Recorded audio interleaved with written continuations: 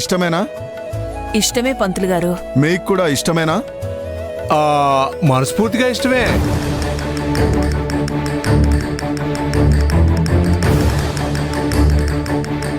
సంతోషం. శుభం భూయాత్. అబ్బాయి అమ్మాయి కూడా ఒక మాట చెప్పేస్తే ఇక నేను లగ్నపత్రిక చదివేస్తాను. పంతులు గారు ఇలా అడుగుతున్నారేంటి? అందరికీ అంగీకారమే అని చెప్పాను కదా. పెళ్లి చేసుకోబోయే అమ్మాయి అబ్బాయి అంగీకారం కూడా తప్పనిసరి అమ్మా.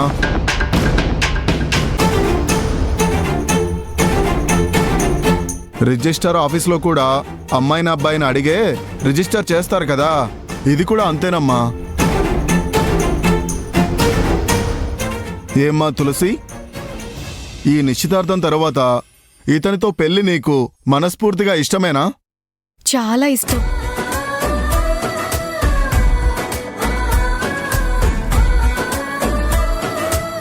అశ్విన్, నువ్వు కూడా ఒక మాట చెబితే. అశ్విన్, ఏంట్రా అలా చూస్తున్నావు? ఇష్టమే అని చెప్పు. చెప్పలేడు. ఇష్టమే. శుభం భూయాత్.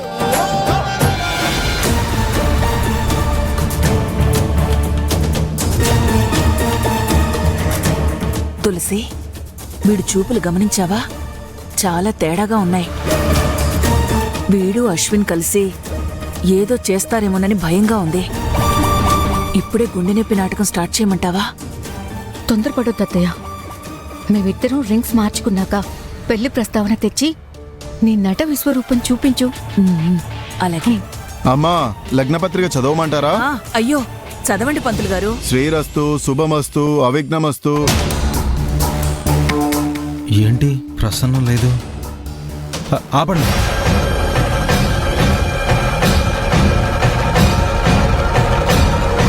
శుభమా అని లగ్నపత్రిక చదవడం మొదలు పెట్టగానే ఆపమంటావేంట్రా? ఏమైంది? ప్రసన్నం లేదమ్మా. అది ఇక్కడే ఎక్కడో ఉండుంటుంది లేరా. పంతులు గారు, మీరు చదవండి. అదేం కుదరదు.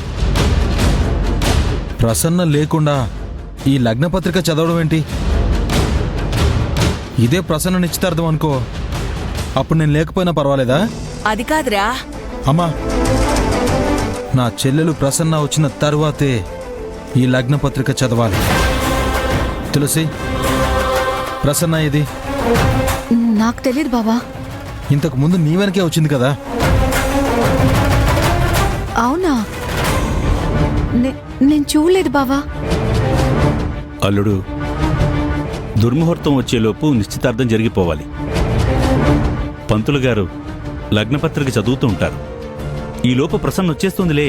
చెప్పాను కదా మావయ్య, నా చెల్లి లేకుండా ఇక్కడ ఏం జరగడానికి వీల్లేదు. నేను వెళ్ళి తనని తీసుకొస్తాను. అశ్విన్, ముహూర్తానికి టైం అవుతుందని పెద్దవాళ్ళు చెప్తుంటే అలా లేచిపోతావేంటి? ఒరేయ్,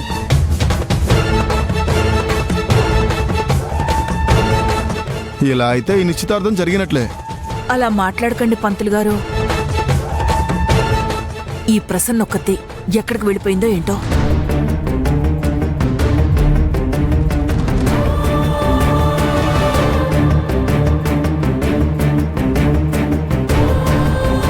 ప్రసన్న, ప్రసన్న,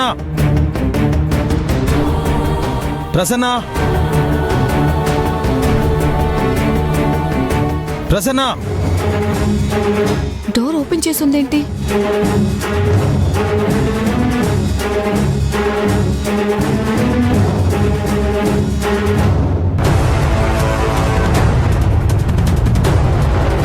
ఇదేంటి? ప్రసన్న ఎక్కడికి వెళ్ళుంటుంది? కొంప తీసి తప్పించుకుందా? దేవుడా!